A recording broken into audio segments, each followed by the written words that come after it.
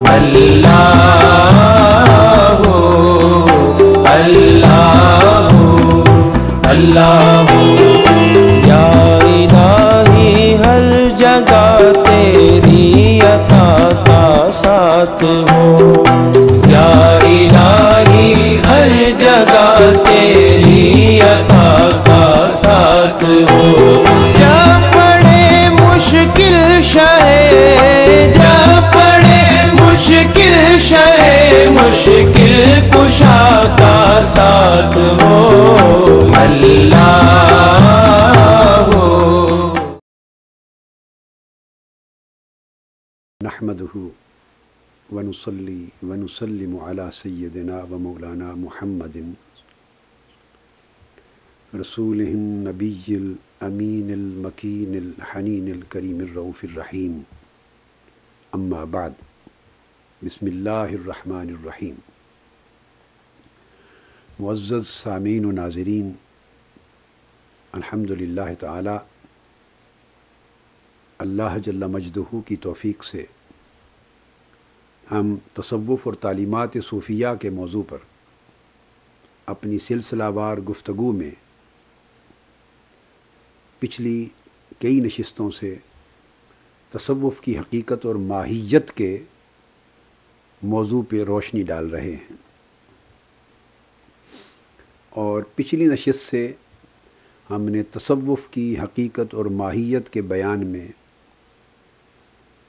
اکابر ائمہ تصوف کی بیان کردہ تعریفات پر گفتگو شروع کی ہے، یعنی تعریفات تصوف پر۔ مختلف ائمہ تصوف نے اپنے اپنے انداز کے ساتھ جو تصوف کی تعریف کی ہیں، ہم ان تعریفات کا ذکر کر رہے ہیں، ان کا مطالعہ کر رہے ہیں امام ابو القاسم القشیری کے الرسالہ القشیریہ سے۔ پچھلی نشست میں ہم نے آخری تعریف بیان کی اور جس پر گفتگو کی وہ حضرت شیخ معروف کرخی رضی اللہ تعالیٰ عنہ کی تعریف تھی۔ آج ہم اسی موضوع کو آگے بڑھاتے ہوئے بیان کر رہے ہیں حضرت حمدون القصار رحمۃ اللہ تعالیٰ علیہ، جلیل القدر اور اکابر ائمہ تصوف میں سے ہوئے۔ ان سے پوچھا گیا کہ کن لوگوں کی صحبت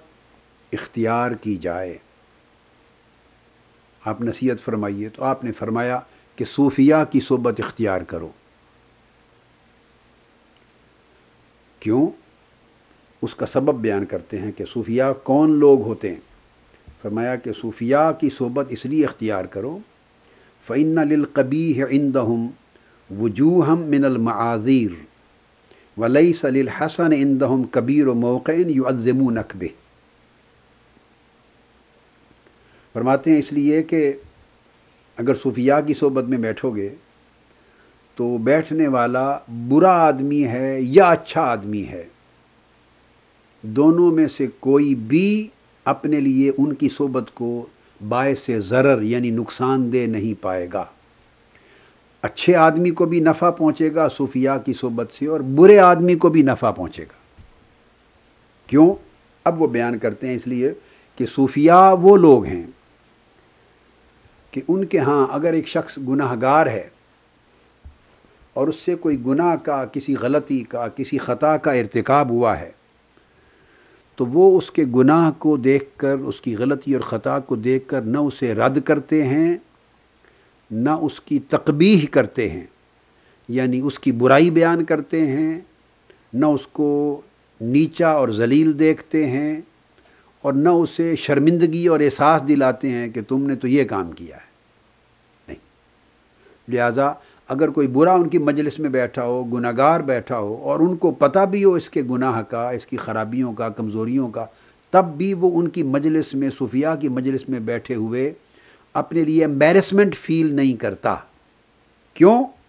کہ فرماتے ہیں کہ ان کے ہاں کسی ایک شخص کی گناہ، خطا اور غلطی کے لیے بے شمار معذرتیں ان کے ہاں آلریڈی ہوتی ہیں جنہیں وہ قبول کر لیتے ہیں کہ یہ خطا اس نے کی ہے، بھئی اس کی وجہ یہ ہوگی، اس سے یہ گناہ ہوا ہے، اس کا سبب یہ بن گیا ہوگا، اس سے کوئی غلطی ہوئی ہے، اس کوتاہی کی وجہ اور سبب یہ ہوگا۔ گویا انسان اپنے دفاع کے لیے جو خود معذرت کرتا ہے اور اپنا دفاع دیتا ہے، پردہ ڈالتا ہے، وہ پردہ بندے کو ڈالنے کی ضرورت گناہگار کو نہیں رہتی، صوفیاء ہی ڈال دیتے ہیں وہ پردہ،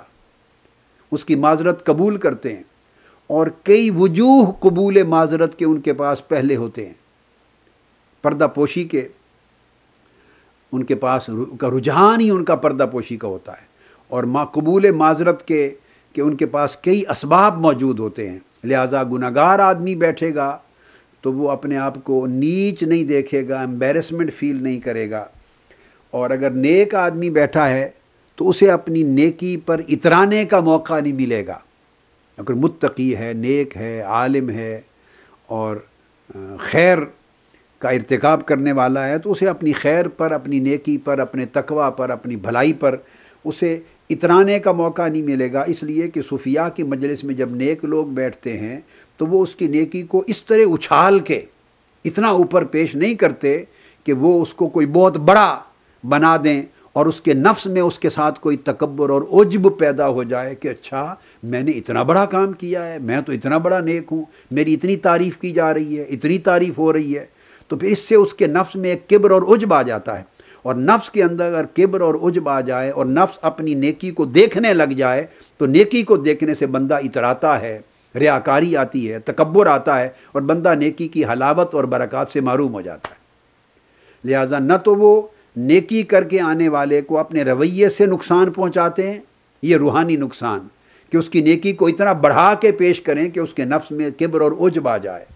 اور نہ گناہ کے مرتکب گناہگار شخص کو اتنا گھٹاتے ہیں کہ وہ شرمندگی محسوس کرے ان کی مجلس میں بیٹھے ہوئے۔ فرمایا اس لیے تو نیک ہے تب بھی نفع ہے صوفیاء کی مجلس تیرے لیے، تو گناہگار و بد ہے تو تب بھی ان کی مجلس تیرے لیے نقصان دہ نہیں ہے، بلکہ ان کا رویہ قبول معذرت کا فطری طور پہ تجھے توبہ کی طرف راغب کر دے گا۔ فرمایا جن کے ہاں ظرف اس طرح کا ہو اس صاحب ظرف کو صوفی کہتے ہیں، اور ایسے رویے کو تصوف کہتے ہیں۔ پھر حضرت امام خراز رحمۃ اللہ تعالی علیہ ان کا قول بیان کرتے ہیں امام ابو القاسم القشیری، ان سے پوچھا گیا تصوف کیا ہے؟ فرمایا کہ اہل تصوف، پوچھا گیا کون ہوتے ہیں؟ فرماتے ہیں کہ اہل التصوف اقوام اعطوا حتی بسطوا ومنعوا حتی فقدوا۔ فرماتے ہیں کہ اہل تصوف وہ لوگ ہیں کہ جن پر اللہ رب العزت کی خاص نعمتوں کا نزول ہوتا ہے، نعمتوں کا، اللہ تبارک و تعالیٰ کی بے پناہ نعمتوں کا ورود ہوتا ہے، ان پر اللہ کی نعمتیں اترتی ہیں ظاہر میں بھی اور باطن میں بھی، حتیٰ کہ ان کے اندر برکات پیدا ہوتی ہیں، ان کی دعائیں مستجاب ہوتی ہیں، ان سے خرق عادات کرامات کا صدور ہوتا ہے، اور اللہ رب العزت کی طرف سے بڑی بڑی نعمتوں کا ظہور اور صدور ہوتا ہے ان کے ہاتھوں سے، اتنی نعمتیں اترتی ہیں، لیکن اس سے انہیں اللہ رب العزت کی طرف سکون نصیب ہوتا ہے، کبر اور عجب پیدا نہیں ہوتا، ان کے نفس میں حرکت پیدا نہیں ہوتی، دلوں کو انشراح نصیب ہوتا ہے، اللہ کے اس انعام پر دل اور جھکتے ہیں، اور اللہ کی بارگاہ کی طرف انہیں اور سکون نصیب ہوتا ہے نعمتوں کے باعث۔ وَمُنِعُوا حَتَّى فَقَدُوا، اور اسی طرح پھر ان کو روک دیا جاتا ہے، بعض اوقات اگر ان سے روک دیا جائے نعمتیں، یعنی اگر ان پر نعمتیں اللہ تعالیٰ نچھاور کر دے، اتار دے، تو ان کا دل اللہ کی طرف سکون حاصل کرتا ہے، عجب نہیں آتا اور تکبر نہیں آتا۔ اگر وہ نعمتیں ان سے روک دی جائیں یا واپس چھین لی جائیں، یہ عرصے کے لیے انہیں نعمت سے محروم کر دیا جائے یا پس پردہ کر دی جائیں نعمتوں کی، تو اگر نعمتیں روک دی جائیں ان سے، تو اس سے پھر وہ کسی غیر کی طرف جس کے پاس نعمتیں ادھر التفات نہیں کرتے، اور تشویش انہیں لاحق نہیں ہوتی یا ناشکر نہیں ہوتے، تو گویا نعمتیں ملیں تو نفس کبر اور عجب میں حرکت پذیر نہیں ہوتا، اور نعمتیں روک لی جائیں تو ناشکری میں حرکت نہیں ہوتی، تب بھی نفس مطمئن رہتا ہے اور غیر کی طرف التفات نہیں کرتا، اللہ کی طرف اطمینان کے ساتھ ہی متوجہ رہتا ہے۔ نعمتیں مل جائیں تو اس کا اطمینان شکر کی شکل میں ہوتا ہے، نعمتیں روک دی جائیں تو اطمینان صبر کی صورت میں ہوتا ہے۔ تو فرمایا وہ لوگ جن کے نفس کبھی بھی اللہ رب العزت کی طرف التفات کرنے سے کسی حال میں نعمتیں ملیں یا نعمتیں نہ ملیں، دے دیا جائے کچھ انہیں یا ان سے چھین لیا جائے، دونوں صورتوں میں جن کا تعلق اللہ رب العزت کی طرف سکون اور اطمینان کے ساتھ قائم رہے، اس کو صوفی کہتے ہیں، اور اس دائمی اطمینان قلب اور رجوع الی اللہ کو تصوف کہتے ہیں۔ اس کے بعد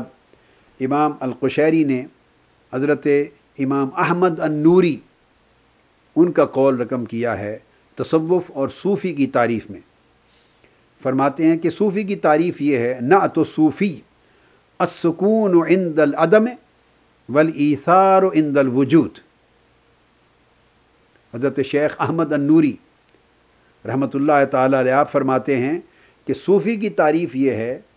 کہ اگر عدم ہو، اس کو کچھ نہ ملے، یہ وہی بات ہے جس کا پچھلی نشست میں ہم ذکر کر چکے ہیں، میں نے حضرت شقیق بلخی رضی اللہ تعالیٰ عنہ اور سیدنا امام جعفر الصادق رضی اللہ تعالیٰ عنہ ان کا ریفرنس دیا تھا، یہ اسی طرح کی بات کی گئی۔ فرماتے ہیں کہ صوفی یہ ہے کہ عدم کی حالت میں جب اسے کچھ نہ ملے یا کچھ روک لیا جائے یا چھین لیا جائے تو وہ ان کا قلب حالت سکون میں رہتا ہے، اور اگر وجود ان کے پاس کچھ موجود ہو تو اس وقت وہ صوفی ایثار کے حال میں ہوتا ہے، یعنی کچھ موجود نہ ہو تو صوفی سکون کی حالت میں ہوتا ہے، وہ مضطرب نہیں کرتا اس کو اس کا دل یا اس کا نفس یا اس کی طبیعت میں ایک ہیجان نہیں آتا کہ دیکھیے یہ وقت تھا، میری ضرورت تھی، میرے پاس کچھ نہیں، کاش کچھ ہوتا تو میں کسی اور کی مدد کر دیتا، یا یہ میرے پاس ہوتا تو میں اپنی یہ ضرورت پوری کر لیتا، یا مجھے یہ پریشانی تو لائق نہ ہوتی اگر مجھے ہوتا۔ تو ایسے خیالات اس کی طبیعت میں نہیں آتے، اس کا اطمینان قائم رہتا ہے، سکون قائم رہتا ہے جب نہ ہو، اور اگر ہو تو ہونے کا فائدہ صوفی کو یہ ہے کہ ایثار کرتا ہے، اللہ کی مخلوق جو حاجت مند ہے ان کے لیے بانٹتا ہے، تقسیم کرتا ہے، اوروں کو نفع پہنچاتا ہے، یہ کیفیت ہے۔ یہاں ایک واقعہ میں کوٹ کروں اسی تعریف کی، تصوف کی تعریف کی مزید تشریح میں، اکابر اولیاء اللہ اور صوفیاء میں سے ایک بزرگ تھے، ان کا جہاز، بحری جہاز، اموال تجارت لے کر دوسرے ملک میں گیا، تاجر تھے، اور ان کو خبر آئی کہ آپ کا جہاز ڈوب گیا اور سارا سامان، جہاز غرق ہو گیا، سارا سامان بھی ڈوب گیا اور کچھ نہیں بچا سامان تجارت میں سے، بڑا نقصان ہو گیا۔ آپ نے یہ بات سن کر اپنی آنکھیں بند کی حالت مراقبہ میں، تو مسکرا کر بڑے اطمینان قلب سے کہا الحمدللہ۔ ان کے مریدین اور طالبین اور شاگرد بیٹھے تھے، انہوں نے سن لیا۔ کچھ دنوں کے بعد دوبارہ خبر آئی کہ حضرت وہ پہلی اطلاع غلط تھی، وہ جہاز آپ کا سلامتی سے کنارے لگا اور سارا مال تجارت بک گیا ہے اور بہت نفع آیا ہے، بہت نفع آیا ہے، اور نفع لے کے لوگ واپس اب لوٹ رہے ہیں آپ کے پاس۔ آپ نے پھر آنکھ بند کی حالت مراقبہ میں اور مسکرا کے کہا الحمدللہ۔ آپ کے وہ مریدین اور آپ کے تلامذہ پھر بیٹھے تھے، انہوں نے دونوں مواقع پر آپ کو مسکرا کر الحمدللہ کہتے ہوئے سنا، نقصان کی خبر، ڈوبنے کی خبر سنی تب بھی، اور نفع کی خبر سنی تو تب بھی۔ تو انہوں نے پوچھا کہ حضرت یہ کیا ماجرا ہے؟ جب جہاز کے ڈوبنے کی خبر آئی تو تب بھی آپ نے الحمدللہ کہا، جب اس خبر کی نفی ہوئی، رد ہوا، اور اس کے نفع آوری کی خبر آئی تو تب بھی آپ نے الحمدللہ کہا۔ تو آپ نے فرمایا کہ میرے الحمدللہ کہنے کا نہ پہلے جہاز کے ڈوبنے سے اور نقصان سے تعلق تھا، اور دوبارہ الحمدللہ جو کہا تو نہ اس کا کوئی تعلق نفع آوری کے ساتھ اور مال کے بکنے کے ساتھ تھا۔ میں نے تو دونوں مرتبہ الحمدللہ اس وجہ سے کہا کہ جب جہاز کے ڈوب جانے اور بہت بڑے مالی نقصان پہنچنے کی خبر پہنچی تو فوری میں نے اپنے دل کی طرف دھیان کیا کہ یہ خبر سن کر دل کا حال کیا ہے۔ تو میں نے مراقبہ کیا تو میں نے دل کو اتنے بڑے نقصان کی خبر سن کر بھی مطمئن پایا، حالت سکون میں پایا، اللہ رب العزت کی بارگاہ میں شاکر اور راغب اور راجع پایا، اور اس سے اس دل کے حال میں اضطراب پیدا نہیں ہوا۔ تو میں نے تو دل کی حالت سکون پر الحمدللہ کہا کہ مولا تیرا شکر ہے کہ یہ دنیاوی بہت بڑے نقصان کی خبر اس میرے دل کے حال کو مضطرب نہیں کر سکی، اس کو متحرک نہیں کیا، پریشانی کا سبب نہیں بنا۔ اور جب نفع کی خبر پہنچی پھر میں نے دل کی طرف مراقبہ کر کے دھیان سے دیکھا کہ کیا نفع کی خبر سن کے دل خوشی سے اچھل کود تو نہیں کر رہا، دل خوش تو نہیں ہوا، تو میں نے دل کو پھر بے رغبت پایا نفع سے، اور اللہ کی طرف راجع پایا، اور اللہ کی طرف حالت سکون و اطمینان میں پایا، تو میں نے دل کی حالت سکون پر اطمینان کرتے ہوئے الحمدللہ کہا۔ تو گویا صوفی وہ ہے کہ نہ نقصان اس کو پریشان کرتا ہے اس کے دل کو، نہ نفع اس کے دل کو ایک ہیجان، خوشی اور ہیجان میں لاتا ہے۔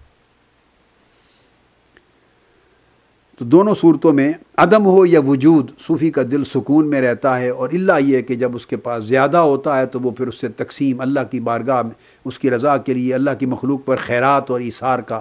موقع اپناتا ہے، اس کو ترجیح دیتا ہے۔ پھر امام ابو القاسم القشیری نے امام احمد بن محمد روزباری رحمۃ اللہ تعالی علیہ ان کا قول نقل کیا ہے تصوف کی تعریف میں، اور فرماتے ہیں کہ تصوف کیا ہے؟ فرماتے ہیں الاناخہ علی باب الحبیب، کہ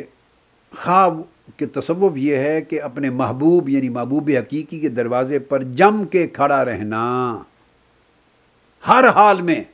خواہ وہ اسے ٹھکرا دے، خواہ اسے رد کر دے، خواہ اس سے راضی ہو، خواہ اس سے ناراض ہو، مگر وہ ہر حال میں اللہ کے دروازے پر جم کے استقامت کے ساتھ، اناخہ استقامت ہے، اقامت ہے، اللہ کی بارگاہ میں اس کے دروازے پر کھڑا رہنا ہے استقامت کے ساتھ، اپنے محبوب کے دروازے پر، وہ ٹھکرائے تب بھی اس کا دل ٹوٹے نہیں،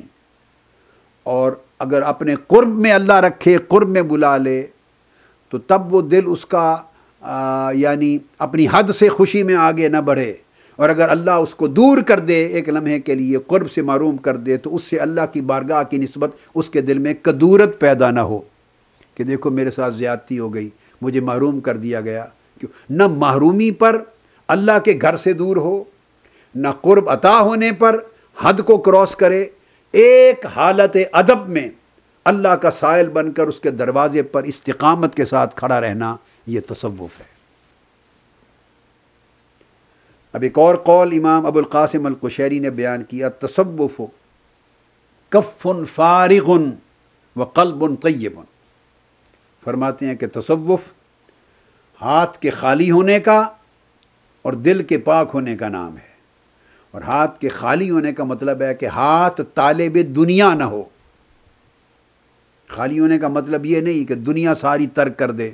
اور ضروریات زندگی بھی پوری نہ کرے اور حق معاش کا بھی تارک ہو جائے معاذ اللہ، اور فرائض بھی ادا نہ کرے، نہیں۔ میں نے پہلے بھی ایک دو بار عرض کیا وضاحت سے کہ جب تصوف کی زبان میں کف فارغ کا لفظ آتا ہے، تصوف کی کسی کتاب میں اور صوفی کی زبان میں اور ان کے کلمات میں ترک دنیا کا ذکر آتا ہے تو اس کے مراد ترک حب دنیا ہے، ترک حص دنیا ہے۔ کف فارغ کا ذکر آتا ہے تو مطلب ہے طلب دنیا سے اس کے ہاتھ پاک رہیں، ہاتھ کوشش کریں، اسٹرگل کریں، جس کو قرآن مجید نے بیان کیا۔ الرجال، رجال کی تعریف کے مرد کون لوگ ہیں؟ فرمایا رجال لا تلہیہم تجارت ولا بیع عن ذکر اللہ، مرد وہ لوگ ہیں، مردان حق، کہ وہ تجارت بھی کرتے ہیں، خرید و فروخت بھی کرتے ہیں، کاروبار دنیا بھی کرتے ہیں، مگر یہ تجارت، یہ خرید و فروخت، یہ کاروبار دنیا ان کے دل کو دنیا کے ساتھ شاغل نہیں کرتا، وہ ان کے باوجود دنیا میں ان کا دل مشغول نہیں ہوتا، دل ان کا اللہ کا ذاکر رہتا ہے۔ جسم دنیا کے کاروبار کے فرائض ادا کرنے میں مشغول رہتا ہے، مگر قلب اللہ کے ذکر میں مشغول رہتا ہے۔ تو وہ شخص صوفی ہے کہ جو دنیا میں رہ کر بھی دنیا میں نہ رہے، وہ صوفی ہے جو شغل دنیا اپنا کر بھی شغل دنیا کی حب اور حرص سے پاک رہے، وہ شخص جو شغل دنیا اپنا کر بھی اس کے نفع نقصان کے اثرات سے اپنے دل کو محفوظ رکھے، وہ صوفی وہ فرما رہے ہیں کہ جو طالب دنیا نہ ہو اور نفع اور نقصان کی جو کدورتیں اثرات کی صورت میں پیدا ہوتی ہیں اس کو کدورت فرما رہے ہیں، تو دل ہر قسم کی دنیا کی کدورت سے پاک رہے، یعنی اس دنیا کے اثرات سے پاک رہے، دل اور جسم میں حرص اور طلب کا لالچ نہ ہو، اور دل کے اندر اس دنیا کے نفع نقصان کے اثرات بشکل کدورت نہ ہوں۔ تو گویا جس انسان کا ظاہر و باطن اثرات حب دنیا، اثرات حرص دنیا سے محفوظ و مامون رہے، اس کو صوفی کہتے ہیں۔ اور قلب و باطن کی یہ حالت حاصل کرنا، اس کو تصوف کہتے ہیں۔ اس کے بعد جلیل القدر امام ولایت اور امام تصوف حضرت شیخ ابو بکر الشبلی رحمۃ اللہ تعالی علیہ، ان کا قول نقل کرتے ہیں حضرت امام ابو القاسم القشیری، حضرت امام دلف الشبلی، ابو بکر دلف الشبلی رضی اللہ تعالیٰ عنہ۔ آپ فرماتے ہیں، پوچھا گیا تصوف کیا ہے؟ فرماتے ہیں تصوف الجلوس مع اللہ تعالی بلا ہم۔ تصوف ہر وقت اللہ کی حاضری میں رہنا ہے، بغیر کسی خوف و خطر کے، اور بغیر کسی حرص و لالچ کے، اور بغیر کسی فکر اور غم کے، بغیر فکر و غم کے، بغیر اغراض دنیا کے دھیان اور خیال کے، ہمہ وقت اپنے باطن کو اللہ کی مجلس میں رکھنا، اللہ کی حضوری میں رکھنا، الجلوس مع اللہ، اللہ کی معیت میں، قلب و باطن کا ہر وقت اللہ کی معیت میں رہنا، یہ جو کیفیت ہے اس کا نام تصوف ہے۔ پھر اسی کو حضرت امام ابو بکر الشبلی رضی اللہ تعالیٰ عنہ مزید وضاحت کرتے ہیں صوفی کی تعریف کرتے ہوئے۔ آپ فرماتے ہیں کہ الصوفی منقطع عن الخلق متصل بالحق۔ فرماتے ہیں حضرت ابو بکر شبلی رضی اللہ تعالیٰ عنہ کہ صوفی وہ ہے جس کا دل مخلوق سے منقطع ہوتا ہے اور اپنے خالق سے متصل ہوتا ہے۔ یہ وہی بات آ گئی پھر کہ صوفی اور اہل تصوف اسے کہتے ہیں کہ جس کا دل مخلوق سے منقطع ہو جائے اور ہر حال میں جس مخلوق میں بھی رہے مگر اس کا دل اللہ سے متصل رہے، جس کو قرآن مجید میں ارشاد فرمایا گیا وَاذْكُرِ اسْمَ رَبِّكَ وَتَبَتَّلْ إِلَيْهِ تَبْتِيلًا، اپنے رب کا نام جپا کرو، اپنے رب کا ذکر کرو، اپنی رب کی یاد کو اس طرح اپنا لو کہ وَتَبَتَّلْ إِلَيْهِ تَبْتِيلًا، کہ پھر ہر شے سے کٹ کر اللہ رب العزت کے ہو رہو۔ یہ جو وَتَبَتَّلْ إِلَيْهِ تَبْتِيلًا کا بیان ہے، اللہ کی یاد میں ایسا ہو جانا کہ ہر شے سے کٹ کر اللہ کا ہو رہنا۔ اب یہ قرآن مجید کا حکم ہے۔ اب قرآن تو کبھی نہیں کہتا کہ ہر شے سے مراد دنیا کی ساری ذمہ داریوں سے کٹ جانا، نہ، قرآن کا تو یہ تعلیم نہیں ہے۔ سو یہی تعلیم جو قرآن کی ہے وہ تصوف کی ہے۔ وَتَبَتَّلْ إِلَيْهِ تَبْتِيلًا، حالت تبتل اور حالت تبتیل یہ تصوف کا کمال ہے، یعنی دل کا ہر ما سوی اللہ سے، ہر غیر اللہ سے دل کا کٹ جانا اور ہر حال میں اللہ کے ساتھ متصل رہنا، اس کو تصوف کہتے ہیں۔ فرماتے ہیں کہ قول تعالیٰ وَاسْتَنَعْتُكَ لِنَفْسِي، امام حضرت ابو بکر شبلی رضی اللہ عنہ نے فرمایا، جیسے اللہ رب العزت نے ارشاد فرمایا سورہ طٰہٰ آیت نمبر 41 میں کہ میں نے آپ کو، اپنے پیغمبر کو فرمایا کہ میں نے آپ کو اپنی ذات کے لیے چن لیا۔ تو جب بندہ اللہ رب العزت کا چنیدہ ہو جاتا ہے تو پھر اس کا دل ہر حال میں اللہ کے ساتھ جڑا رہتا ہے، دل اللہ سے بعید نہیں ہوتا۔ یعنی وَاسْتَنَعْتُكَ لِنَفْسِي کا معنی بیان کرتے ہیں حضرت ابو بکر شبلی رضی اللہ تعالیٰ عنہ اور امام ابو القاسم القشیری، اے قَطَعَهُ عَنْ كُلِّ غَيْرٍ، یعنی ہر اللہ کا جو غیر ہے، اور غیر اللہ کی تعریف تصوف میں یہ ہے ہر وہ شے اللہ کی غیر ہے جو اللہ سے دور لے جانے والی ہے۔ اور شریعت محمدی میں بھی غیر اللہ کی تعریف یہ ہے۔ اسلام میں، قرآن میں، حدیث میں، سنت میں غیر اللہ سے مراد یہی ہے ہر وہ شے جو اللہ سے دور کر دے،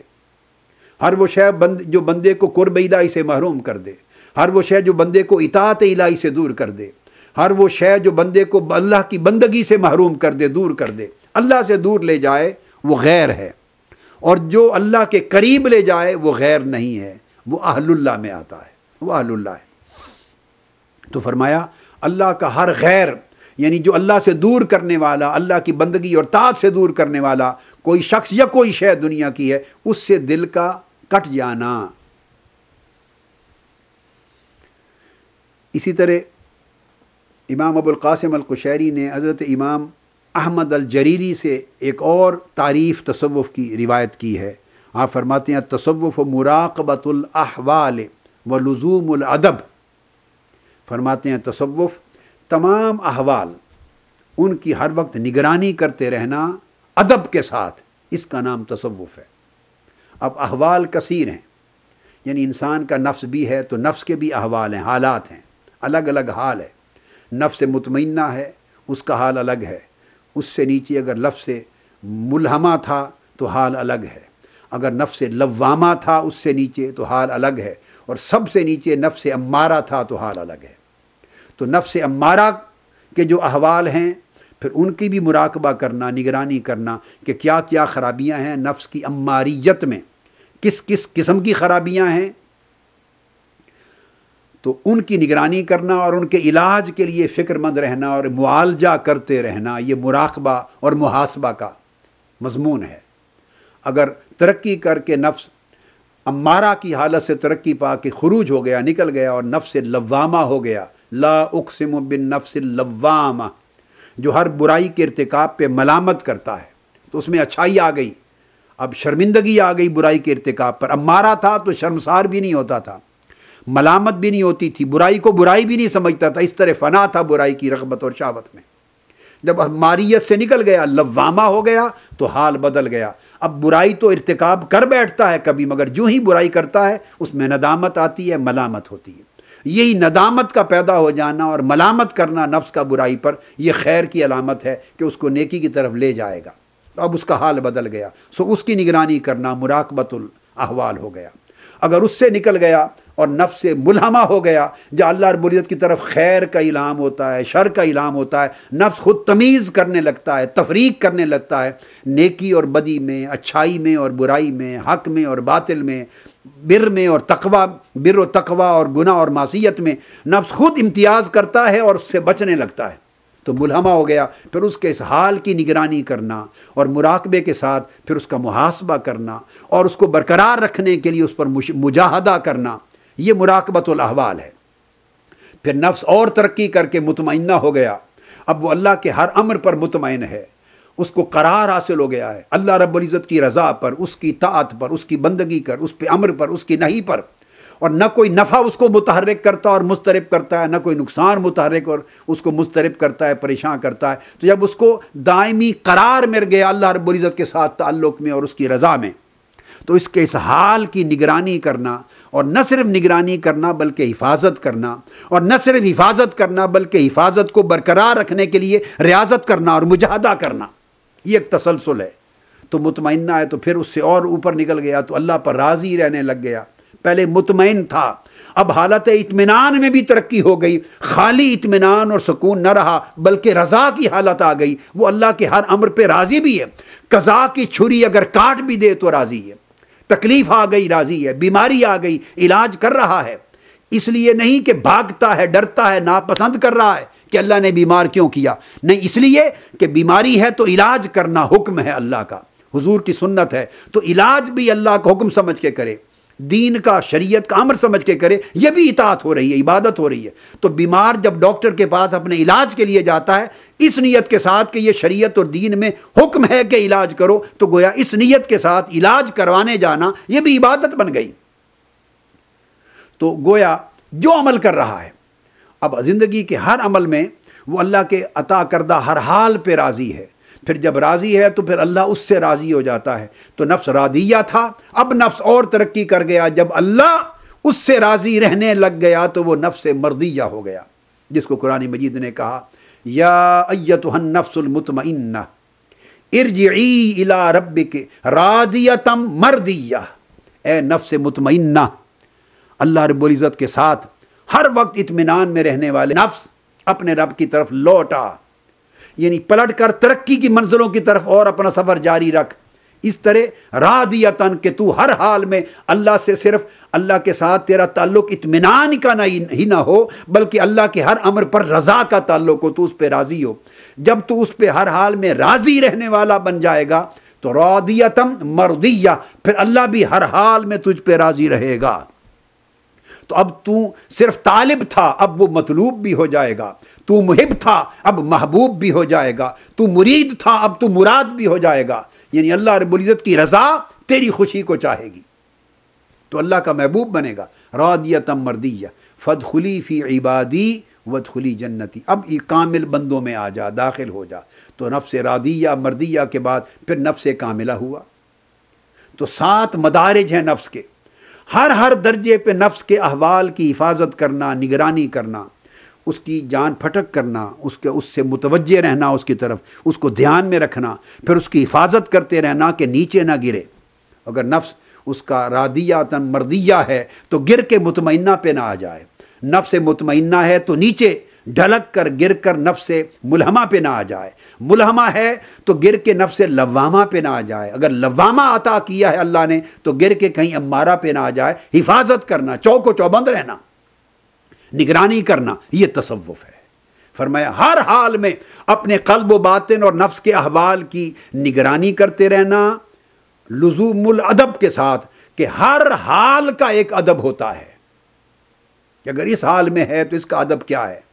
اگر امارہ میں ہے تو اس کا ادب ترک گناہ ہے، ترک معصیت ہے، ترک تکبر ہے، ترک حسد ہے، ترک کبر ہے، ترک عناد ہے، ترک بغض ہے، ترک عداوت ہے، ترک غیبت ہے، ترک کذب ہے، جھوٹ کو چھوڑنا، حسد کو چھوڑنا، حرص کو چھوڑنا، گناہوں کو چھوڑنا، یہ سب آداب ہیں۔ یہ آداب نواحی شریعت ہے، اور نیکیوں کا ارتکاب کرنا، بجا لانا، یہ آداب ہیں، یہ اوامر شریعت ہیں۔ ہر مقام کا ایک ادب ہے، تو یہ ادب کبھی ظاہر میں ہوتے ہیں اور کبھی باطن کے ہوتے ہیں۔ لہٰذا جس مقام پر بھی نفس ہے اس کا ایک الگ ادب ہے، پھر اس ادب کے ساتھ ادب کو برقرار رکھ کر اس نفس کے حال کی حفاظت کرنا اور اس کی ترقی کی کوشش کرنا۔ یہ جو کیفیت ہے پوری، فرماتے ہیں اس کا نام تصوف ہے۔ اس کے بعد حضرت عسکر النخشبی جلیل القدر ائمہ تصوف کے قرون اولیٰ میں ائمہ میں سے ہیں۔ اب ان سے پوچھا گیا تصوف کیا ہے اور صوفی کس کو کہتے ہیں؟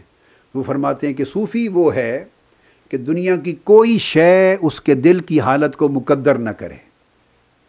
یعنی وہ جہاں بھی بیٹھا ہو، جس مجلس میں بیٹھا ہو، جس کی بھی صحبت ہو، تجارت میں ہے، کاروبار میں ہے، دفتر میں ہے، مسجد میں ہے، مسجد سے باہر ہے، جس ماحول میں ہے، ہجوم خلق میں ہے، تنہائی ہے، مع الخالق ہے، خلوت خالق میں ہے، جس حال میں بھی ہے، تو کوئی حال، کوئی مجلس، کوئی صحبت اس کے قلب کی حالت کو مقدر نہ کرے۔ کاروبار کر رہا ہے، دنیا کے فرائض ادا کر رہا ہے، بیوی بچوں کے ساتھ بیٹھا ہے، حقوق زوجیت ادا کر رہا ہے، بیوی کے حقوق ادا کر رہا ہے، بچوں کے حقوق ادا کر رہا ہے، ان کی پڑھائی کا فکر کر رہا ہے، ان کی صحت علاج معالجے کے لیے کہیں جا رہا ہے، دوست احباب کے ہاں جا رہا ہے، اعزاء اقارب کے ہاں اٹھنا بیٹھنا ہو رہا ہے، فرائض عائلی زندگی کے اور فرائض معاشرتی زندگی کے نبھا رہا ہے، سیاسی اپنے فرائض نبھا رہا ہے، اقتصادی فرائض نبھا رہا ہے، دینی فرائض نبھا رہا ہے، جس ماحول میں، جس قسم کی سوسائٹی میں بیٹھا ہے، اس کا دل اس سے یوں کٹا رہے کہ کسی ماحول کا اثر اس کے دل کو مقدر نہ کرے، اس کے دل میں کدورت نہ آئے، اس کا دل غیر از خدا کسی کی طرف راغب نہ ہو۔ اگر یہ تو اس کی کدورت سے اس کا دل کا بچنا ہے۔ اور اسی طرح فرمایا کہ کوئی کدورت والا اس کی مجلس میں آئے تو اس کا جتنا نصیب ہے اس کو اس سے صفائے قلب ملے، یعنی دنیا کی کدورتوں میں بیٹھا ہے تو اس کا دل کدورت سے پاک رہے، اور اگر کدورت والے، دل کے میل کچیل والے اس کی مجلس میں آ جائیں تو مقدور پر ان کو صفائے قلب ملے۔ تو گویا وہ شخص برا اثر نہیں لیتا اور آنے والے برے کو اچھا اثر دے کے بھیجتا ہے، ایسا شخص صوفی کہلاتا ہے۔ کہ بروں کے پاس بیٹھے تو برا نہیں بنتا، بروں کے پاس بیٹھے تو برے اس کو برا نہیں بنا سکتے، اس کا دل کدورت سے پاک رہتا ہے، اور برے اس کی مجلس میں آئیں تو یہ انہیں حتی الوسع اچھا بنا کے بھیجتا ہے، جتنی اچھائی بھی انہیں منتقل کر سکے، کتنی دیر رہتی ہے، وہ کتنا قبول کرتے ہیں کہ نہیں، مگر یہ اچھائی کی خیرات بانٹتا ہے اور برائی کا اثر نہیں لیتا۔ فرمایا جو شخص اتنا صاحب استقامت اور اتنا صاحب خیرات ہو اس کو صوفی کہتے ہیں، اور یہ طرز عمل تصوف کہلاتا ہے۔ پھر اسی بات کو حضرت امام جلیل القدر اولیاء اللہ اور اکابر صوفیاء میں سے امام ذوالنون مصری رضی اللہ تعالیٰ عنہ، ان سے پوچھا گیا کہ صوفی کون ہوتے ہیں اور اہل تصوف اور صوفیاء کون ہوتے ہیں؟ تو حضرت شیخ ذوالنون مصری رضی اللہ تعالیٰ عنہ نے فرمایا فقال ہم قوم آثر اللہ عز وجل علی کل شیء فآثرہم اللہ عز وجل علی کل شیء، کہ صوفیاء ہم قوم ایک طبقہ ہے، آثر اللہ عز وجل علی کل شیء، کہ انہوں نے اللہ رب العزت کو دنیا کی ہر شے پہ ترجیح دی، دنیا اور آخرت کی کہہ لیجئے، ہر شے پر انہوں نے اللہ عز وجل کو ترجیح دی۔ اللہ کے امر کو ہر امر سے بلند جانا، اللہ کی رضا کو ہر رضا سے بلند جانا، اللہ کے حکم کو ہر خواہش سے اونچا جانا، اللہ کے قرب کو ہر قرب سے اچھا جانا، اللہ کی محبت کو ہر رغبت سے اچھا جانا۔ گویا انہوں نے کلیتاً ہر شے، کائنات کی ہر شے سے اللہ کو ہر حال میں ترجیح دی، اور پھر نتیجتاً فآثرہم اللہ عز وجل علی کل شیء، تو اس طرح پھر اللہ نے صلے کے طور پر انہیں ہر شے سے بلند اور مقدم جانا۔ جس طرح انہوں نے کائنات میں جہاں وہ رہ رہے ہیں ہر شے سے اللہ کو بڑھ کر مقدم جانا اور اسی کی بندگی کو فوقیت پہ رکھا، تو اللہ تبارک و تعالیٰ اس کے صلے میں ان کو ہر ایک پر مقدم اور فوقیت عطا کرتا ہے۔ ان کی بات کو اللہ ہر ایک سے مقدم مانتا ہے، ان کی آرزو کو اللہ پاک ہر ایک سے مقدم قبول فرماتا ہے، ان کی التجا کو ہر بات سے، ہر ایک کی التجا سے پہلے قبول کرتا ہے۔ اس لیے صحیح بخاری میں جو شان ولایت میں آقا علیہ السلام کی حدیث ہے، جس میں آقا علیہ السلام نے فرمایا کہ اللہ تبارک و تعالیٰ فرماتے ہیں لا یزال عبدی یتقرب الی بالنوافل حتی احببتہ، کہ میرا بندہ فرائض کی ادائیگی کے بعد نفلی عبادات اور طاعت میں میری رضا کی خاطر محنتیں ریاضتیں کرتا بڑھتا بڑھتا اتنا بڑھ جاتا ہے حتیٰ کہ میں اس سے محبت کرنے لگ جاتا ہوں۔ صرف فرائض میرے ادا کر کے ہی اکتفا نہیں کرتا، فرائض کی ادائیگی کے بعد مزید میرے قرب و رضا کے لیے اور نفلی محنتیں کرتا ہے، حتیٰ کہ میں اسے محبوب بنا لیتا ہوں۔ فَإِذَا أَحْبَبْتُهُ كُنْتُ سَمْعَهُ الَّذِي يَسْمَعُ بِهِ وَبَصَرَهُ الَّذِي يُبْصِرُ بِهِ وَيَدَهُ الَّتِي يَبْطِشُ بِهَا وَرِجْلَهُ الَّتِي يَمْشِي بِهَا، تو پھر میں جب اسے محبوب بنا لیتا ہوں تو میں اس کے کان بن جاتا ہوں خود جس سے وہ سنتا ہے، یعنی وہ میری پھر خاص توفیق سماعت کے ساتھ سنتا ہے، میں اس کی آنکھ بن جاتا ہوں جس سے وہ دیکھتا ہے، میں اس کے ہاتھ بن جاتا ہوں جس سے وہ گرفت کرتا ہے، میں اس کے پاؤں بن جاتا ہوں جس سے وہ چلتا ہے۔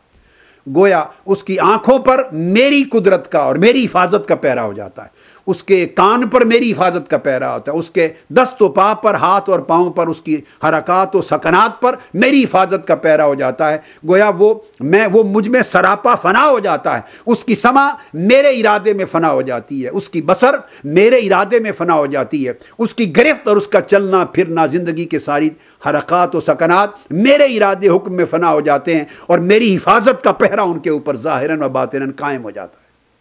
پھر یہ وہ آگے جو فرمایا، ترجیح دیتا ہوں، فرمایا کہ پھر وہ اگر مجھ سے کسی کے لیے دعا مانگے تو میں ہر صورت اس کی دعا التجا کو پورا کر کے رہتا ہوں، اگر کسی کے لیے پناہ مانگے تو ہر صورت اس کی پناہ کو قبول کرتا ہوں۔ لَإِنْ سَأَلَنِي لَأُعْطِيَنَّهُ،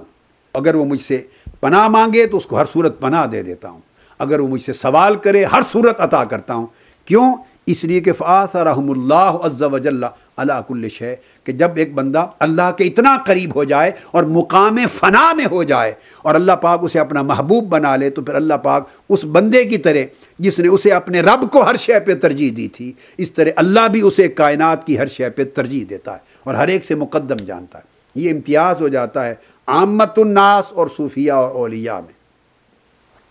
یہ حضرت ذوالنون مصری رضی اللہ تعالیٰ عنہ نے معنی بیان کیا تصوف اور صوفیاء کا۔ اسی طرح حضرت امام ابو نصر سراج الطوسی رضی اللہ تعالیٰ عنہ، یہ کتاب اللمع کے جو مصنف ہیں، حضرت ابو نصر سراج الطوسی رضی اللہ تعالیٰ، وہ فرماتے ہیں صوفی کا معنی کیا ہے؟ وہ فرماتے ہیں کہ الصوفی من اذا استقبلہ حالان او خلقان کلاہما حسن کان مع الاحسن۔ فرماتے ہیں کہ صوفی وہ ہے کہ جسے اگر دو حال درپیش ہوں، یعنی دو حالتیں اگر اس کے سامنے ہوں، یا دو قسموں کے اخلاق اس کے سامنے ہوں، کلاہما حسن، اور دونوں اچھے ہوں، یعنی اس کا معاملہ ہوا ایسی دو حالتوں کے ساتھ کہ دونوں حالتیں ان میں سے کوئی ایک آپٹ کر سکتا ہے، کسی ایک کو اپنا سکتا ہے، صاف ظاہر دو کو نہیں، ایک کو چھوڑے گا ایک کو اپنائے گا، ہیں دونوں اچھی۔ یہ دو آپشنز ہیں، دو اخلاق کی، دو مورل ویلیوز ہیں اس کے سامنے، دو ایٹیٹیوڈز ہیں، یہ دو آپشنز ہیں، یہ دو پاسبلٹیز ہیں اس کے سامنے، مورل اور ایتھیکل پاسبلٹیز ہیں، دونوں اچھی ہیں، دونوں حسن ہیں، نیکی کی ہیں۔ تو صوفی وہ ہے کان مال آسن کہ دونوں میں وزن کرے گا کہ اس کے لیے آپشن برائی کی تو رہتی ہی نہیں۔ گویا دونوں کلاہم آسن، ان کا معنی یہ ہے کہ صوفی اپنی زندگی سے برائی اور بدی والی آپشن تو بالکل ہی ختم کر دیتا ہے، بدی کی آپشن تو اس کی زندگی میں رہتی ہی نہیں۔ اب جو آپشنز بچ جاتی ہیں وہ آپشن ساری حسن یعنی اچھی ہوتی ہیں، مگر فرماتے ہیں اس میں صوفی وہ ہے کہ کان مع الاحسن، دو اچھی آپشنز میں سے جو زیادہ بہتر ہے احسن، جو اللہ کے قریب تر ہے اور جس میں اللہ زیادہ خوش ہے اور اللہ کے رسول کی سنت کے قریب تر ہے، اس کو اڈاپٹ کرتا ہے۔ حسن میں احسن کو اڈاپٹ کرے وہ صوفی ہے، یعنی اس کا کردار کسی لحاظ سے بھی شریعت کے اوامر اور نواہی اور احکام کو بجا لانے میں ادنا کی طرف نہیں جاتا، اس کا کردار ہمیشہ اعلیٰ کی طرف جاتا ہے۔ اب اسی طرح حضرت امام ابو سہل رضی اللہ تعالیٰ عنہ، اس کا قول روایت کرتے ہیں امام ابو القاسم القشیری، فرماتے ہیں التصوف الاعراض عن الاعتراض، کہ تصوف کیا ہے؟ فرمائے الاعراض عن الاعتراض،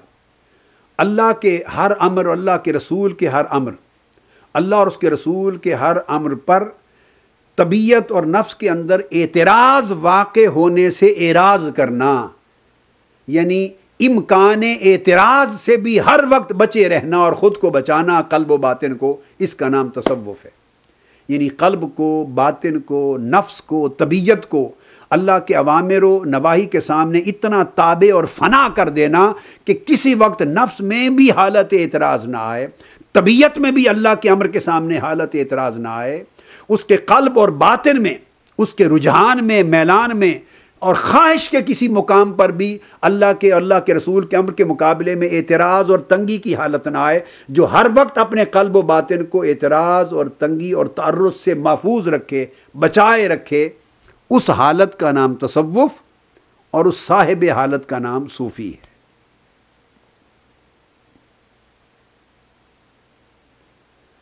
اسی طرح امام ابو القاسم القشیری نے اس باب کے آخر میں، یہ پورا باب تصوف کا تھا، الرسالہ القشیریہ، اس کی فصل نمبر 39 ہے، 39، عنوان اس کا تصوف ہے، عنوان ہی تصوف ہے، اور بیان کیا ہے اتھارٹی کے ساتھ کہ تصوف کیا ہے۔ اور میں سمجھتا ہوں کہ یہ میں نے خلاصہ دے دیا ان تمام اکابر صوفیاء کا۔ یہ مضمون انشاءاللہ ہم اگلی نشست میں ہمارا جاری رہے گا، اور اگلی نشست میں ہم مضمون شروع کر رہے ہیں پھر حضرت امام شیخ شہاب الدین سہروردی رحمۃ اللہ علیہ کی کتاب عوارف المعارف سے، اور اس کے بعد ہم پھر لیں گے امام ابو عبد الرحمن السلمی کی طبقات و صوفیاء کو، اسی تصوف کی حقیقت و ماہیت کے بیان میں۔ مگر الرسالہ القشیریہ کا مضمون آج ختم ہوا۔ التصوف کے باب میں انہوں نے جتنے اکابر ائمہ تصوف کے اقوال درج کیے کہ تصوف کی تعریف کیا ہے، تصوف کی حقیقت کیا ہے، تصوف کی ماہیت کیا ہے، وہ خلاصتاً میں نے آپ کے سامنے عرض کر دی ہے کہ تصوف کل اس حال کا نام ہے جو ائمہ تصوف نے بیان فرمایا، اس کے سوا تصوف کسی اور شے کا نام نہیں۔ اور امام ابو القاسم القشیری آخری قول یہ دیتے ہیں، فرماتے ہیں الصوفی لا یتغیر فإن تغیر لا یتقدر، فرماتے ہیں صوفی وہ ہے جس کی حالت اللہ کے امر میں اطاعت کے ساتھ، اللہ کی رضا کے ساتھ، اللہ کے تعلق میں سکون اور اطمینان کے ساتھ یوں قائم ہے کہ کسی حالت میں بھی اس میں تغیر واقع نہیں ہوتا۔ وہ صوفی وہ ہے جس کے باطن کو تعلق مع اللہ میں استقامت نصیب ہو جائے، جس کے قلب و باطن کو اتصال باللہ میں استقامت اور عدم تغیر، پختگی، استقلال نصیب ہو جائے، وہ صوفی ہے۔ اور فرمایا کہ اگر بتقاضائے بشری، اگر بتقاضائے بشریت کبھی تغیر واقع ہو، چکے صوفی بھی بشر انسان ہوتے ہیں،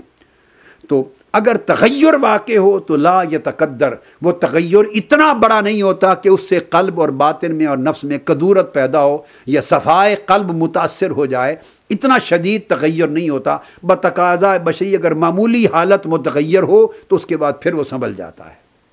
اور یہاں بھی عرض کر دوں، وہ صوفیاء جن کے حال میں تغیر آئے وہ صاحبان حال کہلاتے ہیں، اور وہ صوفیاء جو تغیر سے محفوظ ہو جائیں وہ صاحبان مقام کہلاتے ہیں۔ یہاں اس تعریف میں دونوں باتوں کا ذکر ہے۔ الصوفی لا یتغیر، یہ وہ صوفیاء ہیں جو صاحب مقام ہوتے ہیں، جن میں تغیر واقع نہیں ہوتا، وہ تعلق باللہ میں کامل استقامت کے درجے پر فائز رہتے ہیں۔ اور دوسرا حصہ فَإِن تغیر لا یتقدر، اگر تغیر واقع ہو تو وہ اس تغیر اس کو مقدر نہیں کرتا، اتنا شدید نہیں ہوتا، یہ صاحبان حال ہوتے ہیں، یعنی وہ میل کچیل پیدا نہیں کرتا ان کے نفس اور ان کے قلب میں۔ تو یہ امام ابو القاسم القشیری کی رسالہ القشیریہ کی روشنی میں آج تصوف کی حقیقت و ماہیت کا مضمون مکمل ہوا۔ اگلی نشست میں انشاءاللہ اس مضمون کو دیگر ائمہ تصوف کے اقوال کی روشنی میں جاری رکھیں گے۔ وما علینا الا البلاغ۔